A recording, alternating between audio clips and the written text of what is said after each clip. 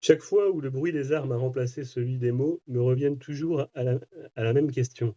Pourquoi y aller? Cette question que se pose notre auteur renvoie bien évidemment à la guerre, dont le concept sera le sujet de l'émission de ce soir. Guerre des boutons, guerre des roses, guerre atomique, guerre hybride, cyberguerre.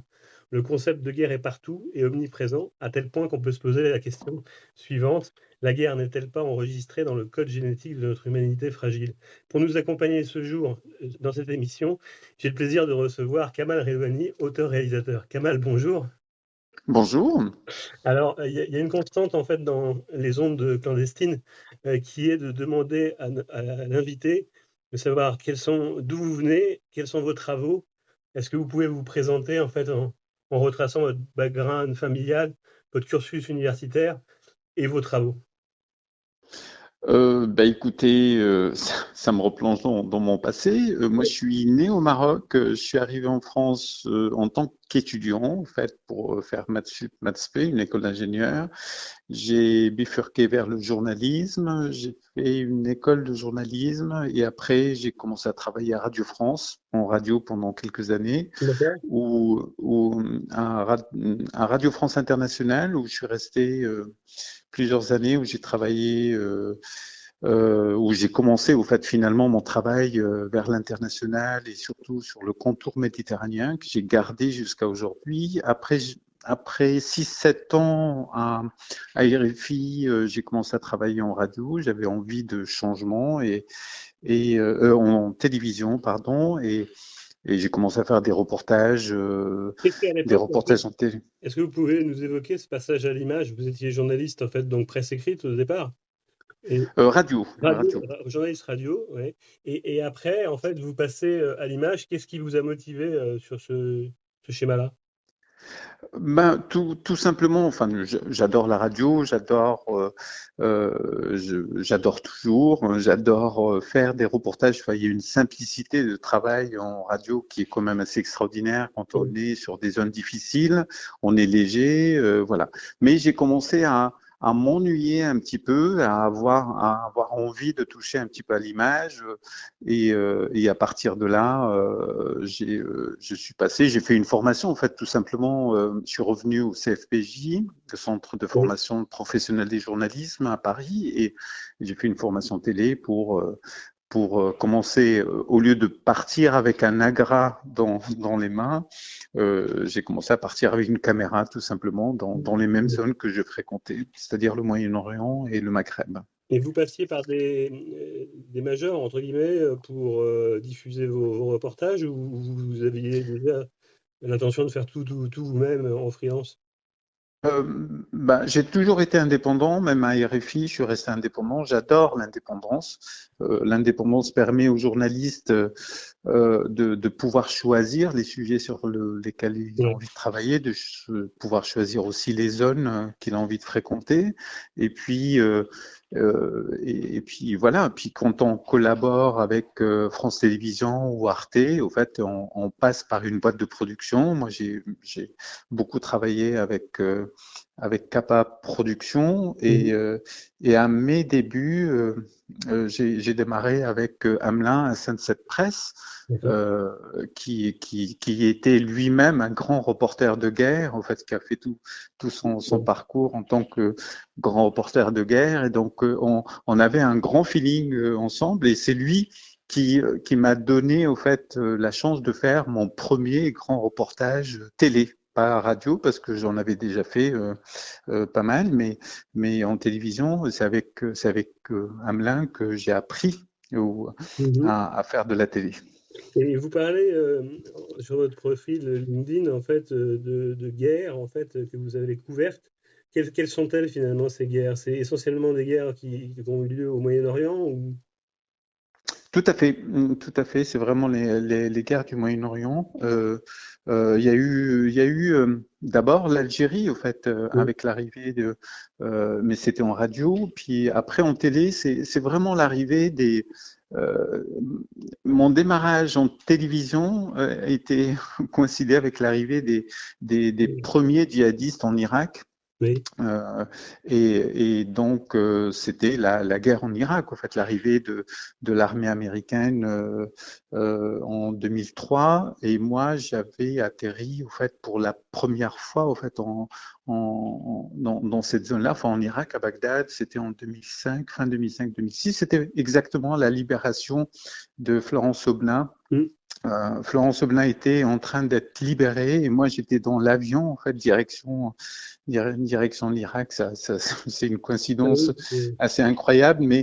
mais voilà. Et moi j'allais au fait j'allais rencontrer. J'avais réussi après un an de travail, j'allais rencontrer au fait des djihadistes qui à l'époque se présentaient pas comme tels, mais ils étaient là comme des résistants, enfin c'est comme ça qu'ils voulaient Mm. s'appeler, des résistants à l'invasion américaine, et c'est eux qui mettaient des bombes sous les chars, etc. Et c'était assez incroyable de voir Vous ça deviez parce que pressentir ça à l'époque, en fait, déjà en 2000, c'était 2003, ça, euh, qu'il allait avoir ces mouvements après, par la suite. Euh, bah, c'est vraiment ce point de départ qui ouais. a fait que j'avais compris, au fait, en les regardant faire, surtout en écoutant leurs discours, j'avais compris qu'ils étaient en train d'infiltrer Mm. le monde arabe, au fait, qu'ils étaient Mm. là pas pour simplement une petite période, mais qu'ils allaient s'installer dans le monde arabe pour longtemps. Et j'ai pas eu tort Ouais. parce que c'est ce qu'ils ont fait et c'était assez incroyable. J'ai assisté à une réunion qui était d'un côté on avait les militaires de Saddam Mhm. qui étaient d'un côté, en fait c'était des officiers de Saddam qui étaient rejetés par l'armée américaine, par la nouvelle administration américaine. Et de l'autre côté de la table, il y avait des djihadistes qui étaient là pour leur dire, bah, écoutez, nous, on est là pour vous aider, pour retrouver un petit peu vous avez été humilié, etc. Donc on est là pour vous aider, pour que vous retrouviez votre travail finalement et votre pays et la liberté de votre pays. Et j'ai vraiment assisté à une réunion comme ça. C'était assez hallucinant, mais de voir là Ouais. cette séduction au fait dans Mhm. le discours vis-à-vis de gens qui étaient humiliés hein, par Ouais. l'armée américaine, qui étaient quand même assez malmenés, qui sont partis Mhm. sans salaire, qui étaient dans la misère, en fait, Mhm. et qui n'y étaient pour rien, en fait. C'était des sous-officiers de Saddam, c'était pas la grande bourgeoisie de Ouais. Saddam qui, elle, est partie à l'étranger, mais c'était les hommes qui sont restés, les militaires qui sont restés, et ceux-là, ils n'avaient plus rien, et surtout, ils étaient maltraités par l'armée américaine parce qu'ils étaient montrés du doigt Mhm. comme des terroristes. D'accord. Donc vous êtes auteur-réalisateur de documentaires. Est-ce que vous pouvez présenter aussi vos œuvres, en fait, ce que vous avez fait jusqu'à ce jour? Ah, c'est un peu long, Bah, mais c'est bien, j'ai fait pas mal de films, pas mal de documentaires, et notamment, enfin, je vais en citer quelques-uns simplement. mais- J'ai euh, j'ai euh, j'ai fait un film qui était après les révolutions arabes, qui était par exemple qui s'appelait Mamas sur les révolutions arabes. En fait, c'est un film où je décryptais l'arrivée des djihadistes au sein des révolutionnaires, au fait, comment ils ont infiltré les révolutionnaires. Par rapport à ça, j'ai juste une question intermède. En fait, vous qui êtes au plus près finalement des combattants djihadistes, euh, quelles sont vos relations aussi avec les services de renseignement en fait qui œuvrent aussi là-bas? Est-ce que vous avez été approché par eux? Est-ce que ils vous laissent faire leur travail correctement, normalement? Ou quel est votre lien en fait avec eux? Alors, vous parlez de quel Bah, les services, service de renseignement? les Si vous deux, parlez, j'imagine les deux, en fait, ceux qui sont sur place, en fait, en l'occurrence. bah, dans tous les cas, qu'on soit en Irak, en Syrie ou en Libye, par exemple, les services de renseignement sont au courant de ma présence, savent très bien qui je Ouais. suis, etc. En Syrie, peut-être pas. Hein. En Syrie, en tout cas, vu que je rentre clandestinement et que j'étais souvent avec plutôt des groupes qui eux-mêmes fuyaient le, le, Ouais. le système au fait de Bachar al-Assad. Donc en soi, je ne pense pas que les services Mhm. de renseignement en fait de Bachar étaient au courant. D'accord. Mais par contre, ceux des Kurdes, par exemple, ceux irakiens en Libye, etc., ils étaient au courant, mais ils me laissent travailler. Ils me laissent travailler. Enfin, je connais quelques directeurs enfin quelques Oui. personnalités, quelques personnes en fait qui sont des services de renseignement en fait locaux. Ça permet d'avoir des informations Mhm. à prendre avec des pincettes parce que ça vient aussi de services de Mhm. renseignement et qu'on peut Oui. être en tant que journaliste manipulé. Oui. Donc voilà. Et les services de renseignement européens, Oui. eux, m'ont plutôt contacté au fait à plusieurs reprises. Enfin, j'ai eu des, des, des coups de fil au fait où on me demande des informations, où on me demande des choses comme ça. Mais je reste à l'écart, moi, en tant que réalisateur, en tant que journaliste de ce monde-là, tout simplement Oui, parce que oui, c'est une casserole. Parce que déjà, quand on part sur un pays comme la Syrie, l'Irak et tout ça, quand on est journaliste, on est déjà montré comme étant un, un mec des oui, renseignements. Donc, oui, vous imaginez oui, si on a le simple doute au fait qu'on appartient à ce monde-là, ben, on se prend une balle dans la tête, ou on oui, est c'est sûr, kidnappé, etc. c'est sûr. Voilà. Quand vous entrez, j'ai une question parallèle aussi, quand vous entrez en Syrie de manière clandestine, est-ce que vous avez peur en fait? Est-ce que vous représentez le danger ou c'est pour vous une data? Admettons. Euh, la peur, je pense que si il y a euh, un journaliste qui n'a pas peur, il a complètement tort. Oui, Parce que la peur, ça permet de rester oui, euh, alerte par rapport à ce qui se passe autour de soi. C'est de savoir où on met les pieds, de savoir qui on rencontre, de connaître très bien la zone, la géographie de la zone, les, euh, les, les, les tribus qui dirigent les territoires où on met les pieds. Donc, c'est hyper important d'avoir peur. La peur oui. permet de rester en vie. La première fois que vous avez perçu la première zone de conflit en fait dans laquelle vous êtes allé, vous vous souvenez de votre impression de la première fois? Oui, oui, bien sûr, on s'en Ouais. souvient. Enfin, je me souviens très bien, mais au fait, quand on arrive sur une zone de guerre, c'est assez incroyable parce qu'au fait, à la différence des films, la guerre, les gens vivent dans des zones de Mmh. guerre. Donc, au Mmh. fait, il y a toujours un semblant de vie, il y a toujours Une zone de vie. une population qui est là, etc. Et puis, il y a tout cet aspect, au fait, armes, militaires, etc. Enfin bref, moi, j'ai fréquenté non seulement les clandestins armés, j'ai fréquenté les djihadistes armés, j'ai fréquenté des armées régulières, Mmh. etc. Donc le travail de chacun est complètement, avec chaque groupe est complètement Différent. différent. D'accord. L'approche, la vie avec ces groupes est complètement différente. Donc voilà. Mais c'est vrai que on n'oublie pas au fait cette première rencontre Ouais. avec. Moi, je pense c'est simplement je pense que le bruit de bombes qui explosent. Au fait, quand j'ai débarqué la première fois, c'était à Bagdad et il y a une méga explosion qui s'est déroulée dans la capitale, Mmh. une explosion assez incroyable et je venais à peine d'arriver.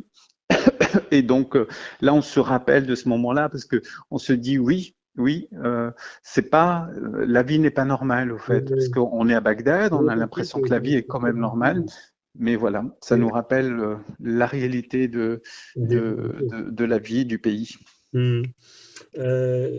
Donc, on va reprendre en fait sur vos travaux. Vous exposiez en fait quelques travaux que vous avez faits. Oui, tout à fait. Donc, je disais que j'avais fait un film sur l'émergence des djihadistes. C'était pour Canal+. C'est l'émergence des djihadistes pendant les révolutions arabes. Oui. Et ça, le film a démarré par simplement une rencontre. Je rentrais clandestinement. C'était vraiment les débuts de la révolution. Je rentrais clandestinement en Syrie et là, je croise un Libyen. Il s'est avéré que ce Libyen que j'ai reconnu par son accent, qui ne portait pas d'armes, qui était juste, on avait l'impression que c'était un touriste qui rentrait clandestinement en Syrie, mais c'est quelqu'un qui venait au fait frapper à la porte des révolutionnaires pour leur proposer leur aide. Et cet homme s'est avéré être le numéro 2 d'Al-Qaïda libyen. Ah oui. et qui étaient sur place au fait pour préparer la venue finalement de mercenaires, de djihadistes libyens au sein des révolutions. Et, et l'idée du film a démarré après cette rencontre et après j'ai fait le tour au fait des pays où il y avait la révolution. La révolution avait démarré. Etc., pour enquêter sur la présence des djihadistes au sein des révolutionnaires. Et à l'époque, au fait, la presse était complètement, en fait, applaudissait. Il y avait des très belles photos de révolutionnaires qui faisaient la une et tout ça. Et moi, j'étais vraiment à contre-courant. Et il y avait même, je peux vous dire, il y avait même des collègues à moi, au fait, qui me disaient, mais vous êtes pro Bachar al-Assad en disant ça, en travaillant sur ça. Je leur dis, mais non, je suis simplement, en fait, c'est une alerte au monde arabe. Moi, je les connais, ces jeunes. Je les aime, ces jeunes. Il faudrait qu'ils sachent qui vient leur donner un coup de main. Il ne faudrait pas qu'il ouvre la porte à ces gens-là. Il faudrait qu'il y ait des journalistes et des réalisateurs qui racontent ça. Donc voilà. Okay. Et après, bon, j'ai fait un film aussi pour Canal+ qui est sur la guerre entre les sunnites et les chiites, qui s'appelle Islam contre Islam, et qui raconte finalement, ça donne un éclairage bien précis sur le rapport, au fait, entre l'Arabie Saoudite et l'Iran, entre cette guerre, au fait, entre ces deux mondes arabes, ces deux islams qui s'affrontent et qui s'affrontent toujours d'ailleurs, malgré tout, et voilà. Et puis derrière, j'ai travaillé sur les djihadistes étrangers, au fait, qui sont partis en Syrie, sur la recherche au fait des crimes qu'ils ont commis. Et puis dernièrement, en fait, le dernier film que j'ai fait, c'est sur les femmes syriennes et qui s'appelle Syrie, les femmes dans la guerre. Et c'est un film hyper touchant, hyper sensible parce que j'avais envie de raconter celles que je croisais moi sur le terrain et au fait que je laissais de côté parce que j'étais dans mon enquête sur l'enquête sur les djihadistes, sur ce qui se passe, sur la guerre, etc. Mais au fait, les femmes qui étaient autour, j'avais envie au fait de savoir, mais en fait, les jeunes filles que j'ai rencontrées il y a 10 ans, en fait, qui sortaient dans la rue pour crier leur envie de liberté, de démocratie, j'avais envie de savoir qu'est-ce qu'elles sont devenues. Donc voilà, donc j'ai raconté un petit peu cette révolution syrienne vue avec les yeux des femmes syriennes. Alors, on va y venir sur la projection, en fait, le retrait de la force Barkhane, en fait, la montée en puissance, en fait, bon, mitigée maintenant, parce qu'au moment où j'ai écrit le texte, en fait, il n'y avait pas encore tous ces événements, mais la montée en puissance de Wagner, en fait, le chamboulement des plaques, en fait, tant de phénomènes qui laisse se projeter. La CIA édite un document projectif en fait sur le monde dans 2040, sur les futures menaces. Est-ce que si vous vous prêtez au jeu de l'apprenti sorcier, quelle serait votre vision du monde et spécifiquement celui du Moyen-Orient de demain? C'est réellement pas évident de répondre à cette question-là. Je pense qu'aujourd'hui, Bachar al-Assad a repris son territoire. Je pense qu'on va retrouver un petit peu un dictateur qui va diriger ce pays. Je pense que l'Irak est en train de se reconstruire petit à petit, malgré la présence des djihadistes, malgré les tensions entre les sunnites et les chiites, malgré l'éducation en fait des enfants, parce qu'ils ont vécu pendant 20 ans dans la guerre. Vous imaginez, il y a des enfants qui n'ont pas connu l'école au fait et qui n'ont connu que les armes, la mort, les bombes, etc. Et vous imaginez la psychologie de ces enfants. Donc c'est tout un pays au fait qui doit se reconstruire, c'est toute une génération qui doit se renouveler. Donc ça va prendre énormément de temps. Donc c'est un pays où ça va prendre énormément de temps en fait pour une reconstruction. Je pense aujourd'hui il y a un rapport, enfin il y a quelque chose de nouveau. Au fait, c'est l'émergence de puissances en fait régionales. Je pense à la Turquie par exemple. Qui est une puissance qui aujourd'hui a 3 bases militaires en Libye, par exemple, et qui s'implante beaucoup plus en Méditerranée. Donc, moi, je vais parler de la Méditerranée, mais en tout cas, c'est ce monde-là que je connais le mieux, et je pense qu'aujourd'hui, on a un rapport très, très, très, très conflictuel au fait en Méditerranée, parce qu'il y a des puissances qui sont présentes, et il y a cette envie au fait de mettre mettre la main sur les richesses au fait de la Méditerranée, de la mer Méditerranée. Il y a du pétrole, du gaz dans ce territoire-là, Oui, et donc il y a une grosse bagarre qui naît, qui est là, au fait, qui existe déjà. Notamment, enfin maintenant avec la présence des mercenaires de Wagner, mais oui, aussi la présence de mercenaires turcs au fait de Sadat, de l'armée turque au fait qui est assez puissante. Donc oui. voilà. Enfin je pense que le rapport aujourd'hui n'est pas très sain. Au fait, il n'y a pas un équilibre qui se présente. Il faudrait moi je pense qu'il faut pacifier la Libye, qui est vraiment un pays pour moi clé pour que la Méditerranée retrouve un petit peu son calme.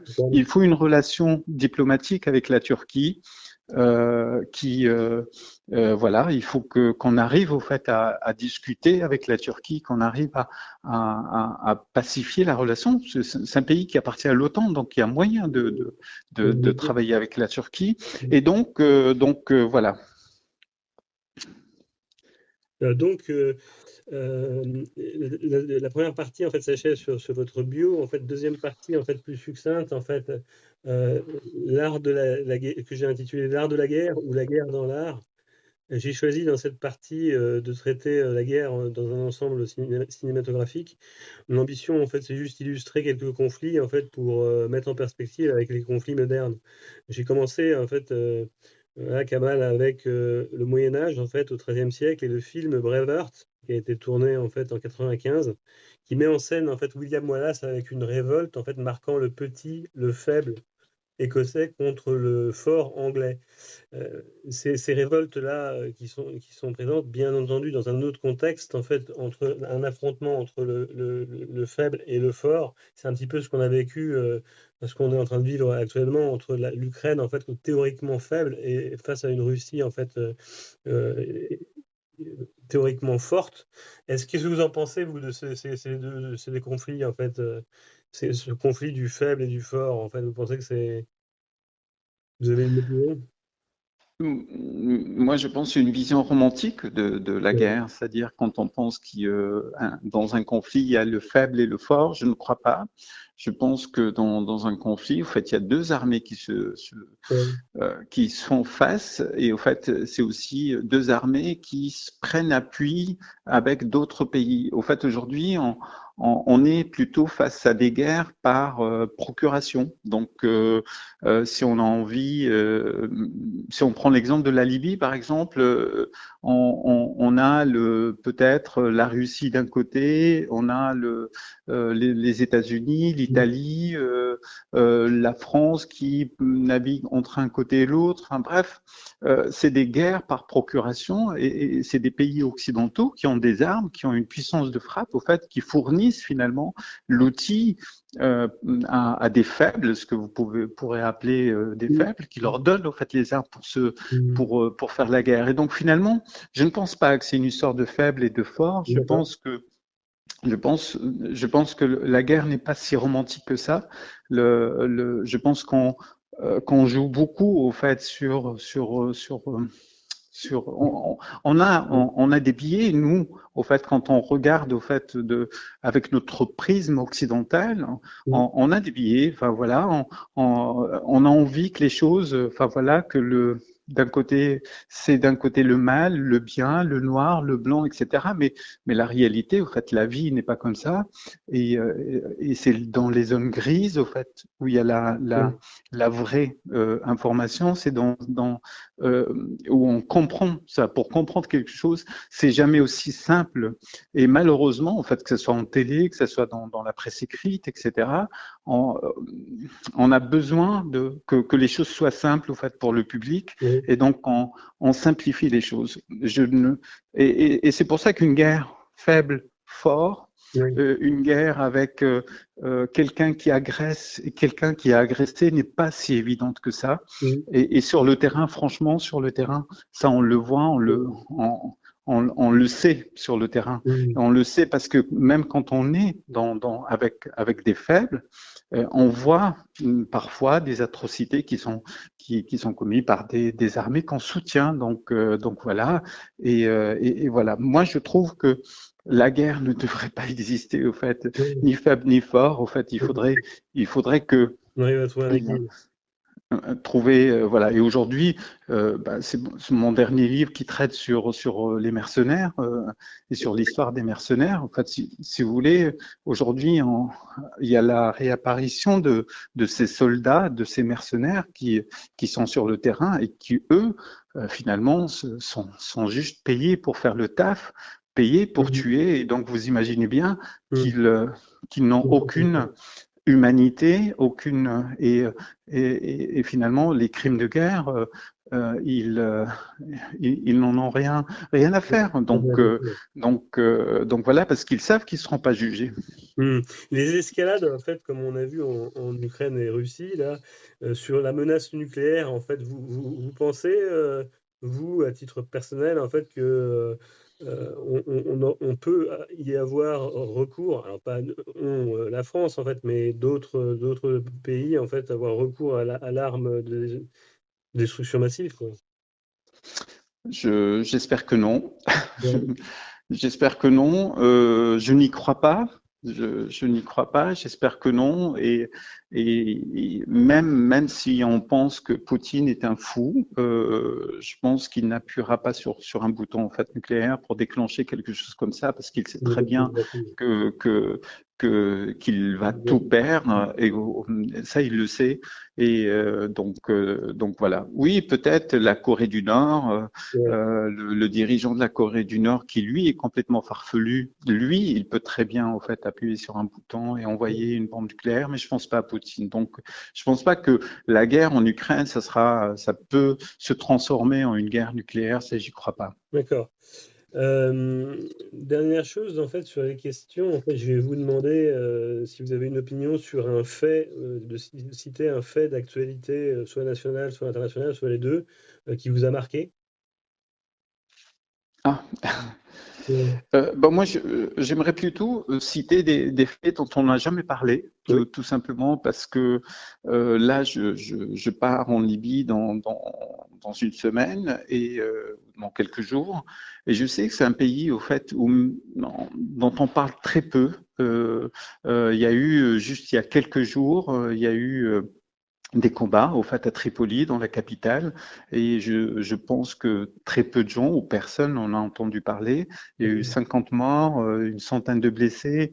Ce sont deux milices qui se sont affrontées, une milice qui est plus proche au fait des salafistes et une autre milice, voilà, qui tient le pouvoir au fait à Oui. Tripoli et et donc moi je trouve par exemple voilà, il y a des vrais combats qui éclatent au fait dans une capitale qui est à 200 km, 250 km Oui. de l'Europe et dont on ne parle pas du tout. Et je trouve ça vraiment malheureux et triste. Ok, donc ça c'était pour la question de fin. Le mot de la fin, je vous le laisse, un mot succinct en fait sur lequel en fait vous pouvez exprimer votre pensée. Euh, je ne sais pas quoi dire, mais ce que je pourrais dire, c'est simplement, j'aimerais tant, au fait, finalement, que ce métier de réalisateur, de grand reporter de guerre, s'il n'existait pas, ce serait génial. Ça veut dire qu'il n'y aurait pas de guerre. Oui. Voilà, moi, au fait, les images de la souffrance humaine, des images des hommes, des femmes, des enfants, moi, que j'ai croisés pendant ces 20 ans de carrière, c'est des images qui me collent à la peau. Donc, j'espère que les journalistes de la génération suivante n'auront pas, au fait, à couvrir des guerres et à avoir ça dans la tête parce que c'est quelque chose. Je pense que l'humanité est Oui. capable de beaucoup de bien, mais elle est capable de beaucoup, enfin, de mal et d'atrocité. Et ça, c'est quelque chose que je n'arrive pas jusqu'à aujourd'hui, je n'arrive pas à le définir. J'arrive pas à comprendre au fait comment un être humain peut être capable au fait d'atrocités comme celle à laquelle j'ai assisté sur le terrain. Entendu, l'émission touche à sa fin. La guerre, on l'a bien compris, est omniprésente dans nos vies. Malheureusement, toile de fond aux funestes affrontements avec la nouvelle forme de guerre dite hybride, la cyberguerre en est à ses débuts. Difficile de sortir du complexe du jeu du cow-boy et de l'Indien. comme si nous cultivions dès l'enfance les jeux de guerre. Le devoir de mémoire est peut-être la clé de la solution d'un équilibre d'un monde sans guerre. Quant à moi, je vous retrouve bientôt dans un nouvel épisode des Univers de la sécurité. Kamal, merci. Merci à vous. Merci.